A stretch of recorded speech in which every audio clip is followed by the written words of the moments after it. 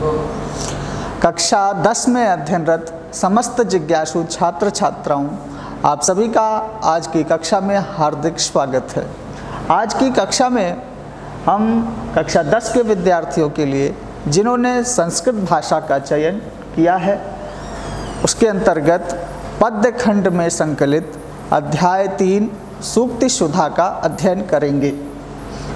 इस सूक्ति सुधा पाठ के अंतर्गत हम जिन बिंदुओं पर चर्चा करेंगे उसमें हम चर्चा करने वाले हैं, उसको आगे देखते हैं। हम सबसे पहले जो हमारे शिक्षण के मुख्य बिंदु होंगे उन पर हम चर्चा करते हैं।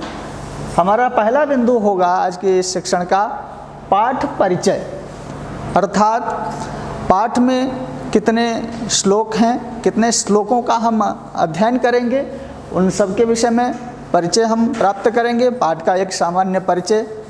उसके बाद हमारा जो दूसरा बिंदु होगा आज के इस अध्यापन का, वो होगा आदर्श वाचन, अर्थात पाठ्य वस्तु का आदर्श वाचन, जिसके माध्यम से हमारे श्रवण कौशल का विकास होगा और हम पढ़ने में समर्थ हो सकेंगे। उसके बाद हमारा जो तीसरा बिंदु रहेगा वह आदर्श वाचन के पश्चात वह बिंदु होगा हमारा अन्वय। अन्वय के माध्यम से हम श्लोक के शब्दों को क्रम में रखकर उनके अर्थ को जानने का प्रयास करेंगे। अन्वय की आवश्यकता क्यों पड़ती है, उसका उद्देश्य क्या होता है, इसके विषय में भी थोड़ा ये आपको स्पष्ट कर देना चाहता हूँ। अन्वय का कार्य श्लोकों में जब हम किसी श्लोक का अर्थ ज्ञान करने चलते हैं तो उसके पहले हमें अन्वय करना अवश्य आना चाहिए। अन्वय का वही कार्य होता है, जैसे एक बिखरे हुए मोती को एक धागे में पिरो देते हैं तो वह पहनने के योग्य हो जाता है। उसी प्रकार हम जब श्लोक पढ़ते हैं तो उसके शब्द इधर उधर बिखरे रहते हैं, उनको एक धागे में पिरो देना ही अन्वय कहलाता है। तो उससे हमारे अर्थ को ज्ञान करने में सरलता प्राप्त होती है, उसकी सरलता होती। उसके बाद हमारा अगला बिंदु होगा कठिन शब्दार्थ।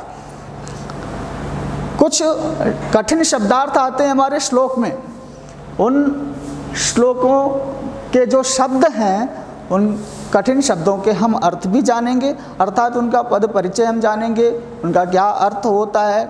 हर श्लोक में कुछ ना कुछ कठिन शब्दार्थ आते हैं, उन शब्दों से हमारा परिचय अवश्य होना चाहिए। अगला जो हमारा आज का बिंदु रहेगा इस कक्षा का, उसमें संदर्भ प्रसंग भी हम सीखेंगे। अर्थात हम जब व्याख्या क्रम में चलते हैं तो सर्वप्रथम हम उसमें आदर्श वाचन करते हैं, अन्वय करते हैं, कठिन शब्दार्थ, फिर उसके बाद संदर्भ प्रसंग। संदर्भ प्रसंग लिखना भी हम आपको बताएंगे। उसके बाद जो हमारा क्रम आएगा व्याख्या का, अर्थात श्लोक की व्याख्या किस प्रकार से करनी चाहिए, यह भी हमें इस कक्षा के माध्यम से ज्ञान प्राप्त होगा। अगला जो अंतिम बिंदु रहेगा आज की इस कक्षा का, बोध प्रश्न अर्थात गृह कार्य, जिसके माध्यम से आज की कक्षा में आपने क्या सीखा, इसका आंतरिक मूल्यांकन करने के लिए गृह कार्य की आवश्यकता होती है। तो इस प्रकार से इन 7 बिंदुओं के आधार पर हम आज के शिक्षण कार्य को प्रारंभ करते हैं। आगे बढ़ते हैं जब, तो सबसे जो सर्वप्रथम बिंदु पाठ परिचय, उस पर आते हैं। हमारे पाठ का नाम सूक्ति सुधा है और ये उसकी पहली कक्षा है। सूक्ति सुधा, इसका अर्थ ये 2 शब्दों के मेल से बना है, अर्थात सु और उक्ति। जिस सु यह उपसर्ग है, उक्ति अर्थात वचन, तो सुंदर वचन इसका अर्थ हुआ, और सुधा का अर्थ अमृत होता है। तो अर्थात अगर हम एक शब्द में कहें हिंदी में तो सुंदर वचनामृत। इस पाठ में नीति ग्रंथों से कुल 9 सूक्तियों का संकलन किया गया है। वह सूक्तियाँ श्रोता और वक्ता दोनों के व्यावहारिक ज्ञान और उसकी आध्यात्मिक चेतना का विकास करती हैं और सूक्तियाँ हमें श्रेष्ठ मार्ग पर चलने की प्रेरणा देती हैं।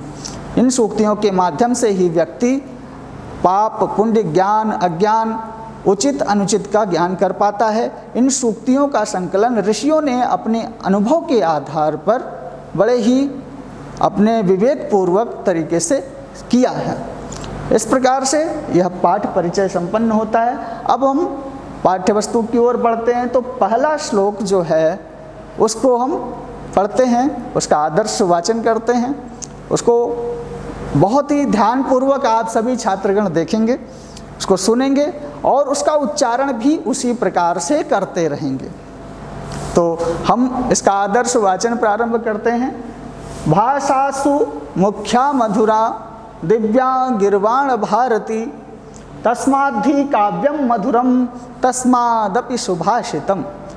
इस प्रकार से हमारा यह आदर्श वाचन संपन्न हुआ। उसके बाद अब आते हैं अन्वय पर। अन्वय सबसे पहला शब्द। अब अन्वय हमने बताया था, जिस प्रकार से बिखरे हुए मोती पड़े रहते हैं उसको धागों में पिरोते हैं, तो यह शब्द जब हम काव्य करते हैं, कोई कवि काव्य करना प्रारंभ करता है तो वह शब्दों को इधर उधर रखता है, तब जा कर के वो छंद की रचना करने में समर्थ हो पाता है। उन्हीं शब्दों को एक क्रम में रखना, अर्थात उनका जब हम अर्थ करने चलें तो एक एक शब्द को पूरे क्रम से रखना, वह अन्वय कहलाता है। तो जब हम इसका अन्वय करते हैं तो भाषासु गिर्वाण भारती मुख्या मधुरा दिव्या च तस्मात् ही काव्यम तस्मात् अपि सुभाषितम मधुरम अस्ति। इस प्रकार से यह अन्वय हुआ।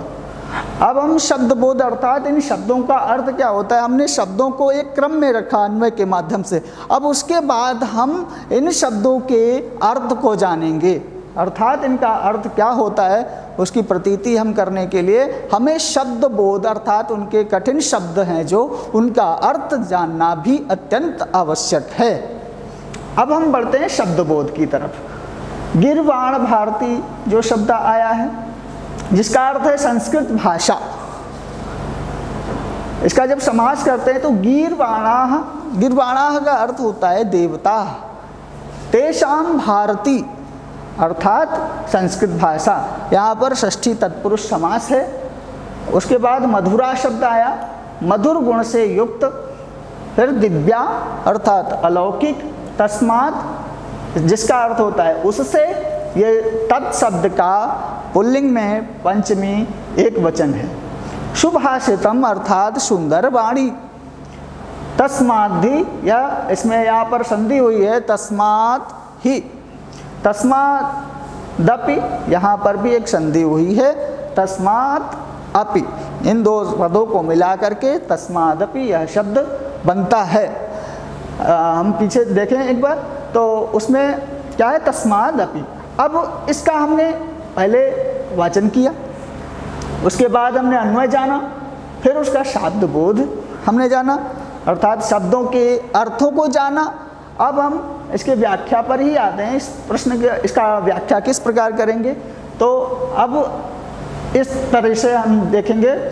भाषासु गिर्वाण भारती मुख्या मधुरा दिव्या च, यहाँ पर सप्तमी एक वचन है भाषासु, तो इसका अर्थ हुआ भाषाओं में। गिर्वाण भारती अर्थात संस्कृत भाषा, मुख्या अर्थात मुख्य भाषा है, मधुरा मधुर भाषा है, दिव्या दिव्य भाषा है।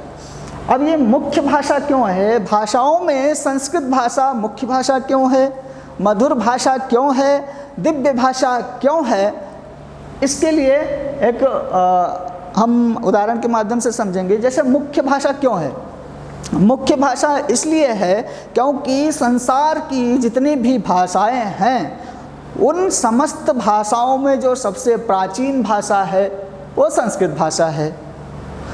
अर्थात वेदों की रचना, जो वेद हमारे संसार के सबसे प्राचीन ग्रंथ माने गए हैं, उन वेदों की रचना संस्कृत भाषा में हुई है। और संसार में जितनी सारी भाषाएं बोली जाती हैं प्रायशः 97% भाषाओं में संस्कृत भाषा के शब्द प्राप्त होते हैं। इसलिए संस्कृत भाषा संसार की समस्त भाषाओं में मुख्य भाषा मानी जाती है। उसके बाद विशेषण, ये भाषा के ही विशेषण हैं अर्थात संस्कृत भाषा के विशेषण। मधुरा मधुर भाषा है, इसमें रचा गया, संस्कृत भाषा में जो साहित्य रचा गया है वो अत्यंत मधुर है। अर्थात इसमें रामायण, गीता और पुराण इत्यादि अनेकों महाकाव्य रचे गए, जिनसे हम पढ़ करके एक अपने संस्कृति का ज्ञान प्राप्त करते हैं, दर्शन का ज्ञान प्राप्त करते हैं। दिव्य भाषा, अब दिव्य भाषा किस लिए है? दिव्य भाषा इसलिए है क्योंकि संस्कृत ही विश्व में एक ऐसी भाषा है जिसका उच्चारण और लेखन एक ही प्रकार से होता है, जिसमें कोई अंतर नहीं होता है। एक उदाहरण के माध्यम से आप समझेंगे, जैसे कि आप भारत में कहीं पर भ्रमण पर जाते हैं, आप जम्मू कश्मीर के किसी मंदिर में जाकर के यदि आप देखें कोई पुजारी यदि वहाँ पर श्लोक का उच्चारण कर रहा है तो उसका उच्चारण देखिए, और कभी हम दक्षिण भारत गए, दक्षिण भारत के किसी मंदिर के पुजारी का उच्चारण देखें तो उसमें कोई भी अंतर नहीं होता है, अर्थात ये समानता प्राप्त होती है। परंतु अन्य भाषाओं में जब हम देखते हैं तो कोई जैसे पूर्वी भारत का रहने वाला है, उसके हिंदी बोलने में और हमारे यहाँ हिंदी बोलने वाले व्यक्ति में अंतर होता है, या कोई विदेशी व्यक्ति अगर हिंदी बोलता है तो उसमें भी अंतर होता है। परंतु संस्कृत भाषा एक ऐसी भाषा है जिसमें उच्चारण की शुद्धता का इतना महत्व है, इसका व्याकरण इतना सुदृढ़ है कि इसमें उच्चारण में दोष नगण्य होता है, जिसका व्याकरण अत्यंत वैज्ञानिक है और इसमें रचा गया साहित्य बहुत ही महत्वपूर्ण है। इस प्रकार से संस्कृत भाषा विश्व की सबसे मुख्य भाषा है, मधुर भाषा है और दिव्य भाषा है। तस्मात् ही काव्यम मधुरम, कहते हैं कि जैसे चीनी मधुर होती है और चीनी से बनने वाली मिठाई भी मधुर होती है, और उसके बाद कुछ मिठाइयों में जो विशेष मिठाइयाँ होती हैं जैसे रसमलाई, वो भी अत्यंत, वो उससे भी ज़्यादा मधुर होती है, उससे भी ज़्यादा प्रिय होती है लोगों को। तो जिस प्रकार संस्कृत भाषा एक मधुर भाषा है और उसमें रचा गया जो साहित्य है वह भी मधुर है, उसका जो उसमें रचा गया जो साहित्य अर्थात काव्य है वह भी अत्यंत मधुर है, और उससे भी मधुर उसके सुभाषित वचन हैं जो इस भाषा में रचे गए हैं। तो इसीलिए कहा कि संस्कृत भाषा विश्व की मुख्य भाषा है, मधुर भाषा है और दिव्य भाषा है। तस्मात् ही काव्यम मधुरम, उससे भी मधुर इसका काव्य है और काव्य से भी मधुर उसके सुभाषित वचन हैं। इस प्रकार से हमने प्रथम श्लोक के अर्थ को जाना। अब हम आगे द्वितीय श्लोक पर बढ़ते हैं, जो इसका बाद आदर्श वाचन प्रारंभ करते हैं। पृथिव्याम त्रीणि रत्नानि जलमन्नम सुभाषितम मूढ़ैः पाषाण खंडेषु रत्न संज्ञा विधीयते। इस प्रकार से आदर्श वाचन हुआ। अब हम अन्वय करते हैं, इसका एक एक शब्द को क्रम से लगाते हैं ताकि हमें अर्थ करने में सरलता प्राप्त हो। अन्वय, पृथिव्याम जलम अन्नम सुभाषितम त्रीणि रत्नानि मूढ़ैः पाषाण खंडेषु रत्न संज्ञा विधीयते। इस प्रकार से यह अन्वय संपन्न होता है। उसके बाद हम शब्द बोध पे जाते हैं, अर्थात कठिन शब्दों के अर्थ को जानते हैं।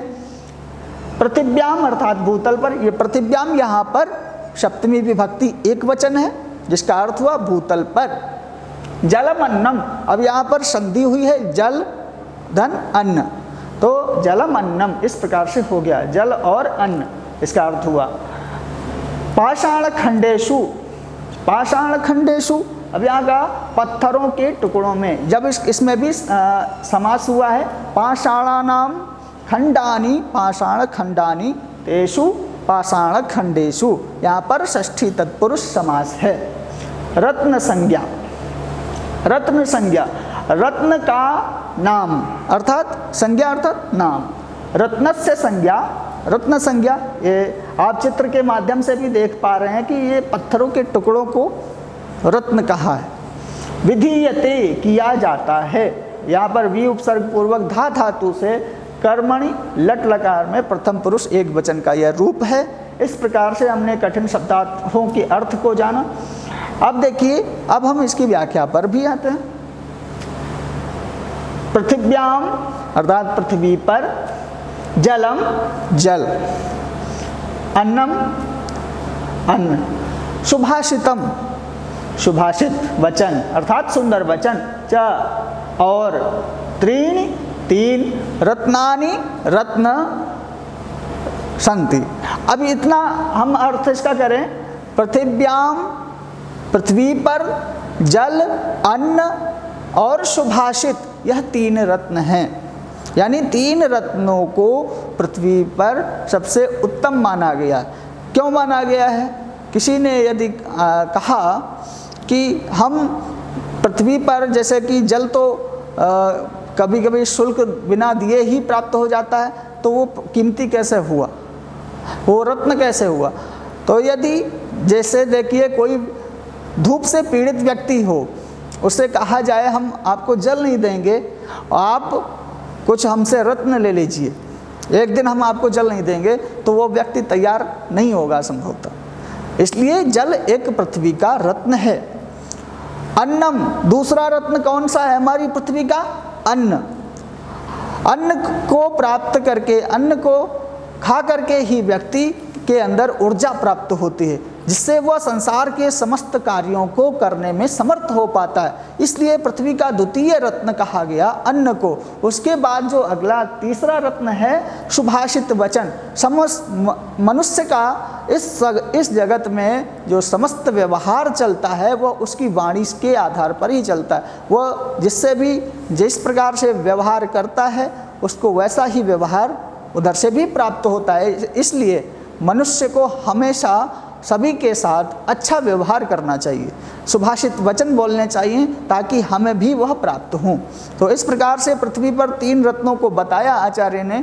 पृथिव्याम त्रीणि रत्नानि जलम अन्नम सुभाषितम। पृथ्वी पर अर्थात भूतल पर तीन रत्न हैं, जल, अन्न और सुभाषित वचन।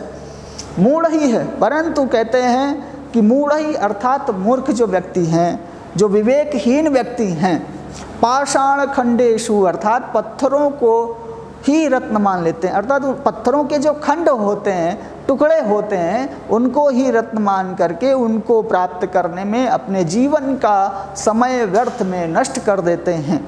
तो इसलिए जो विवेक युक्त व्यक्ति होते हैं, जो बुद्धिमान व्यक्ति होते हैं, उनके लिए पृथ्वी पर तीन रत्न अत्यंत महत्वपूर्ण होते हैं, जल, अन्न और सुभाषित वचन। तो इसलिए हमें व्यर्थ के रत्नों के पीछे न भाग करके जो मूल्यवान रत्न हैं, जो वास्तविक रत्न हैं, उनको प्राप्त करना चाहिए, उनका संरक्षण करना चाहिए। तो इस प्रकार से हमने द्वितीय श्लोक के अर्थ को जाना, उसकी व्याख्या को जाना, उसके कठिन शब्दार्थ को जाना। अब हम आगे बढ़ते हैं, तीसरे श्लोक पर बढ़ते हैं। तो तीसरा श्लोक हमारा आता है, काव्यशास्त्र विनोदेन कालो गच्छति धीमताम व्यसनेन च मूर्खाणाम निद्रया कलहेन वा। तो इस प्रकार से यह आदर्श वाचन हुआ। अब इसका अन्वय करते हैं।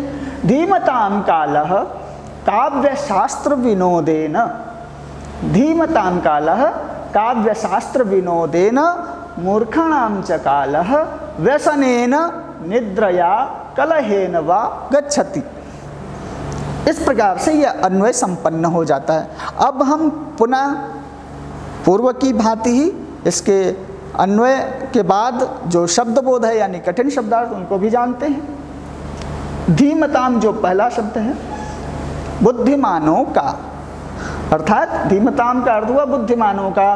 काव्य शास्त्र विनोदेन अर्थात काव्य और शास्त्र संबंधी वार्ता के द्वारा, काव्यम च शास्त्रम च काव्य शास्त्रे, यहाँ पर द्वंद्व समास है, तयोर विनोदेन षष्ठी तत्पुरुष समास।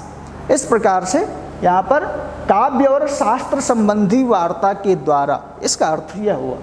व्यसनेन निंदनीय कर्मों से, अर्थात जिनकी निंदा शास्त्रों के द्वारा, बुजुर्गों के द्वारा या बड़े आचार्यों के द्वारा की गई हो, ऐसे कार्य कहते हैं व्यसनेन। कलहेन अर्थात लड़ाई झगड़ा या एक दूसरे से विवाद करना। गच्छति यह क्रियापद है, इसका अर्थ होता है जाता है, व्यतीत होता है।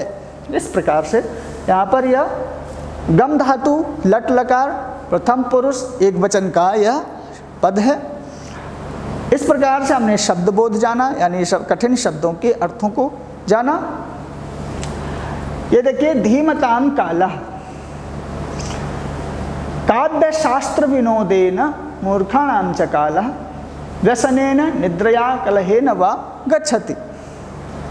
इस प्रकार से देखिए, धीमताम अर्थात बुद्धिमानों का समय काव्य शास्त्र विनोदेन, काव्य शास्त्र के चर्चा के द्वारा बीतता है। जो बुद्धिमान व्यक्ति होते हैं उनका समय काव्य संबंधी, शास्त्र संबंधी वार्ता के करने से व्यतीत होता है, परंतु जो व्यक्ति मूर्ख होते हैं उनका समय कलह अर्थात एक दूसरे से लड़ाई झगड़ा करने में व्यतीत होता है और व्यसन से अर्थात निंदनीय कार्यों को करने से व्यतीत होता है। यानी जिनकी निंदा बड़े लोगों ने कहा कि यह कार्य नहीं करना है, ऐसे कार्यों को करने में ऐसे लोगों का समय व्यतीत होता है। तो हमें कभी भी निंदनीय कार्यों को नहीं करना चाहिए और हमें अपना समय काव्य शास्त्र, अपने विषय संबंधी अध्ययन और स्वाध्याय में ही लगाना चाहिए, ऐसा आचार्यों का हमारे लिए संदेश है। अतः हम इस शास्त्र संबंधी, नीति संबंधी वाक्य का पूरा पालन करें ताकि हमारे जीवन में जो अच्छे गुण हैं वह आ सकें और हम अपने समाज, अपने परिवार, अपने राष्ट्र के लिए कुछ कर सकें जिससे उसका विकास हो सके। तो इस प्रकार से इस श्लोक के अर्थ को हमने जाना। अब हम आगे बढ़ते हैं।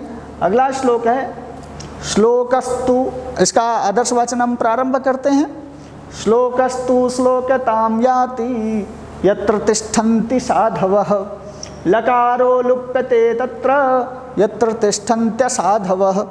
इस प्रकार से इसका आदर्शवाचन हुआ। अब अन्वय करते हैं। यत्र साधवः तिष्ठन्ति, जहाँ पर साधु रहते हैं, यत्र साधवः तिष्ठन्ति तत्र श्लोकः तु श्लोकतां याति, यत्र असाधवः तिष्ठन्ति तत्र लकारः लुप्यते। इस प्रकार से इसका अन्वय होता है। शब्द बोध पर आते हैं। साधवः अर्थात सज्जन पुरुष, तिष्ठन्ति रहते हैं, यह स्था धातु लट लकार प्रथम पुरुष एक वचन का शब्द है। श्लोकस्तु, श्लोकः तु विसर्ग संधि है, संस्कृत छंद अर्थात श्लोकस्तु यानी संस्कृत का छंद। श्लोकताम, श्लोकस्य भावः तल यहाँ पर प्रत्यय है। श्लोकताम याति अर्थात कीर्ति को प्राप्त करता है, याति प्राप्त होता है, या प्रापणे धातु है, उसी से यह शब्द बना।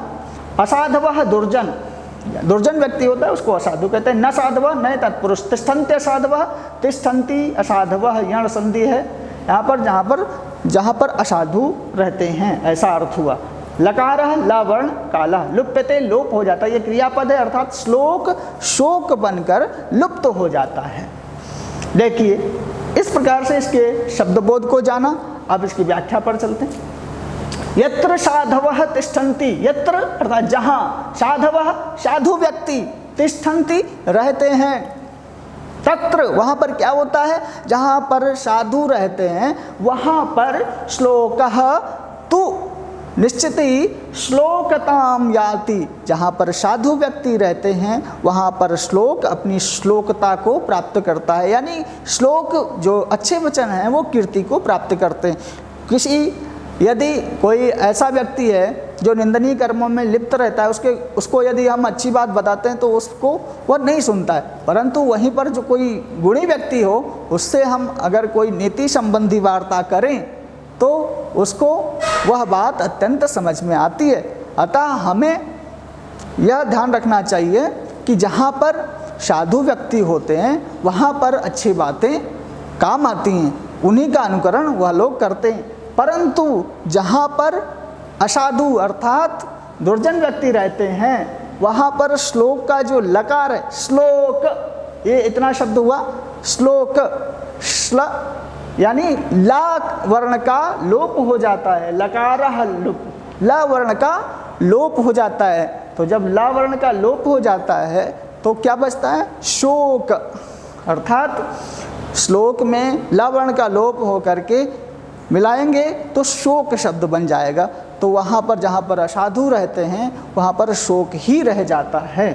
इस प्रकार से यहाँ पर बताया कि जहाँ पर साधु व्यक्ति होते हैं वहाँ श्लोक कीर्ति को प्राप्त करता है, परंतु जहाँ पर असाधु अर्थात दुर्जन व्यक्ति होते हैं वहाँ पर श्लोक के ल वर्ण का लोप हो करके वह केवल शोक ही रह जाता है। इसलिए हमें साधु व्यक्तियों की संगति करनी चाहिए। इस प्रकार से इस पद की, इस श्लोक की व्याख्या हमने जानी। इस प्रकार से हम आगे बढ़ते हैं। आगे हम आते हैं गृह कार्य पर। हमने जो कुछ भी पढ़ा उसका आंतरिक मूल्यांकन करने के लिए गृह कार्य का यही उद्देश्य होता है कि हम जो कुछ भी सीखे हैं उसका एक मूल्यांकन हो जाए। सबसे पहला जो यहाँ पर प्रश्न है आपके लिए, आप सभी छात्र इसको हल करेंगे। जो पूर्वोक्त श्लोकों को कंठस्थ कीजिए। जैसे हमने उनका उच्चारण किया पूर्वोक्त श्लोकों का, उन श्लोकों का उच्चारण उसी प्रकार करते हुए उन सारे श्लोकों को आप कंठस्थ करेंगे तो व्याख्या करने में आपको अत्यंत सरलता अनुभव होगी। तो पहला प्रश्न जो है, इन श्लोकों को कंठस्थ करना है। दूसरा प्रश्न है, सज्जन और दुर्जनों के स्वभावों की तालिका बनाकर उनमें भेद स्पष्ट करना है। भेद स्पष्ट कीजिए। सज्जन एक तरफ लिखेंगे आप सज्जन, दूसरी तरफ दुर्जन, तो उनके स्वभाव कौन कौन से हैं वह लिखते जाएंगे और उनकी एक तालिका बना करके स्पष्ट करेंगे कि सज्जन और दुर्जन के क्या क्या गुण हैं, क्या क्या स्वभाव हैं। इस प्रकार से जैसे आप पूर्व में जो श्लोक पढ़े हैं उन श्लोकों के सहारे आप यह जान चुके हैं कि सज्जन और दुर्जन के स्वभाव क्या हैं, अतः उनके स्वभावों की एक तालिका बनाएंगे। अगला जो प्रश्न है तस्माद्धि, तीसरा प्रश्न है तस्माद्धि तस्मादपि तिष्ठन्ते असाधवः, इनका संधि विच्छेद करना है। अर्थात ये 3 पद हैं, तस्माद्धि, तस्मादपि, तिष्ठन्ते असाधवः, इनका संधि विच्छेद करके आपको करना है। इनके संधि का नाम भी आपको लिखना होगा। अतः इन सारे प्रश्नों को हल करके आप अपने पाठ का मूल्यांकन कर सकते हैं। तो छात्रों, मैं समझता हूँ आज के इस कक्षा के माध्यम से हम आज के शिक्षण के उद्देश्यों को प्राप्त करने में सफल रहे हैं। आगे के जो इस कक्षा के श्लोक हैं वो आगामी कक्षा में हम पढ़ेंगे। धन्यवाद।